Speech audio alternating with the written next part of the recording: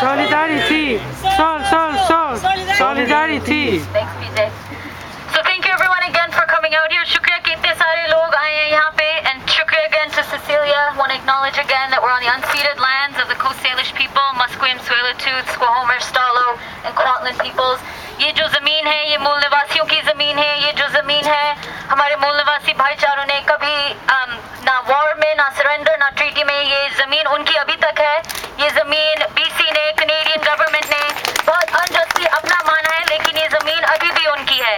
तो जैसे गुरप्रीत ने कहा कि हमारी जो कम्युनिटी है, साउथ एशियन कम्युनिटी है, देसी पंजाबी कम्युनिटी है, एकदम आपकी कम्युनिटी के साथ, with the Musqueam, the Stolo, the Kwantlen, the Coast Salish peoples continue to stand with you. So as Josh mentioned about Bill C-24, he explained a lot about Bill C-24, and as he mentioned towards the end, we have to be clear that this bill, this new law is absolutely a racist law. When people are talking about dual citizens, when the government is talking about naturalized citizens, they are talking about people of color.